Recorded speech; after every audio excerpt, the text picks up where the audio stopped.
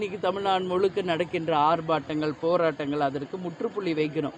தமிழக அரசு அவர்களை அழைத்து பேசி அவர்களுக்கு வேண்டிய வசதிகளை ஏற்படுத்தி அவர்களுடைய நீண்ட நாள் போராட்டம், இடைநிலை ஆசிரியர்கள் தொடர்ந்து பல மாதங்களாக அவங்க போராடிட்டு இருக்காங்க. அதற்கு நிச்சயம் தமிழக அரசு அவங்க கேட்குறதை கொடுத்து அந்த போராட்டங்களுக்கு முற்றுப்புள்ளி வைக்கணும், சட்டம் ஒழுங்கை கட்டுப்படுத்தணும் என்கின்ற எங்கள் கோரிக்கையை முதல்ல மக்களுக்கு கோரிக்கையை நான் சொல்கிறேங்க.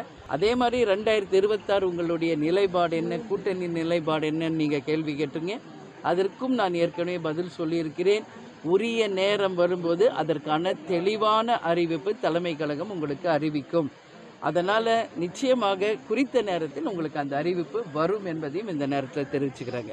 ஏன்னா சொல்லுங்கள், தேமுதிக தனி இதில் தேசிய கட்சியோட கூட்டணியில் போகுமா, இல்லை அப்படின்னா மாநில திராவிட கட்சிகளோட இணைஞ்சிட்டு? எங்களுக்கு எல்லா கட்சியும் தோழமை கட்சிகள் தாங்க. இன்றைக்கு வரைக்கும் அனைவரும் தோழமையோடு பழகுறாங்க. ஆனால் கூட்டணி என்பது கழகம், அத்தனை தொண்டர்கள், நிர்வாகிகள், மாவட்ட செயலாளர்கள் விரும்புகின்ற ஒரு கூட்டணியை தான் நாம் அமைக்க முடியும். அந்த வகையில் இன்னும் நிறைய டைம் இருக்குங்க. மார்ச்சில் தாங்க டேட்டே டிக்ளேர் பண்ண போகிறாங்க, எலெக்ஷன் டேட்டு.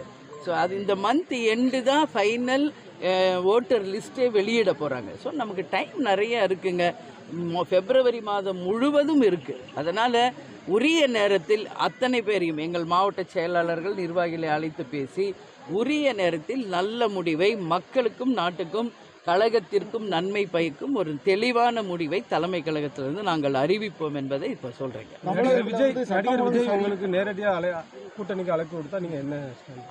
எல்லாருமே எங்கள் தோழமை கட்சின்னு நான் சொல்லிட்டேன் இல்லையா? இதில் ஒருத்தராக நான் தனித்தனியாக சொல்ல வேண்டியது கிடையாது. எல்லாருமே தோழமை தான். ஆனால் எங்கள் கட்சிக்கும் எதிர்காலத்திற்கு எது பயனளிக்குமோ அதுதான் நாங்கள் முடிவு.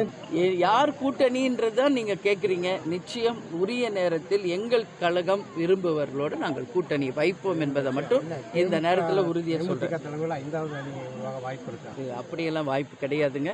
அப்படி எதுவுமே கிடையாது. இப்போ பிரதான கட்சிகளாக இருக்கிற இப்போ தேமுதிகவாக இருக்கட்டும், அப்புறம் நம்ம ராமதாஸ் ஐயா அவரோட இதாக இருக்கட்டும், இப்போ புதிய தமிழ் கிருஷ்ணசாமி அப்படி பிரதான கட்சிகள் கூட்டணியில் இருந்துட்டு வந்திருக்காங்க. இவங்களை இப்போ வர திராவிட கட்சிகள் அவங்க கூட்டணி சார்பாக நடந்த பொதுக்கூட்டங்க அது.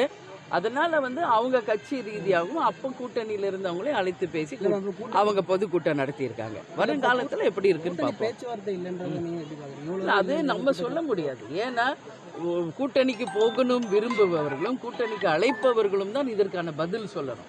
அதில் எங்களுக்கு எந்த ஒரு ஸ்ட்ரைட் கனெக்ஷன் இல்லாததுனால அதை பற்றி நான் கருத்து சொன்னால் அது சரியாக இருக்காது. உங்களுக்கு திராவிட கட்சிகள்கிட்ட இதுவரை அழைப்பு வந்திருக்காங்க? சொல்லிட்டேன் ஒரே லைன்ல, எல்லாருமே எங்களுக்கு தோழமை கட்சிகள் தான். அனைவருமே தோழமை தான். கேப்டனுடைய குரு பூஜைக்கு நீங்க பாத்தீங்களா? எல்லா கட்சியுமே வந்தாங்களா? அதுதான் அனைவரும் தோழமை. கட்சிக்கும் எதிர்காலத்துக்கும் எது நல்லதும் அந்த முடிவை நாங்கள். கூட்டணி பேச்சுவார்த்தை ஒரு முறை இருந்தாலும் 2026 சட்டமன்றத்தில் இருமுனை போட்டி தான் இருக்குமா, இல்லை வேற மும்முனை போட்டிகள் வாய்ப்பு இருக்கு? எத்தனை பேர் போட்டிடுறாங்களோ அத்தனை முனை போட்டி, அதுல மாற்று கருத்து இல்லை. ஆனால் மக்கள் யாரை தேர்ந்தெடுத்து யாருக்கு ஆட்சி அதிகாரத்தை கொடுக்குறாங்க அப்படிங்கிறது தேர்தல் முடிவுகள் தான் சொல்லுவாங்க. மக்கள் தீர்ப்பே தான் மகேசன் தீர்ப்பு. அதனால் 3 முனையா 4 முனையா 5 முனையா எதுவுமே நம்ம இப்போ சொல்ல முடியாது. இப்போ வரைக்கும் எனக்கு தெரிஞ்ச 4 முனை போட்டி இருக்கிறது. எந்த போட்டி இருந்தாலும் மக்கள் தான் இறுதி எஜமானர்கள்.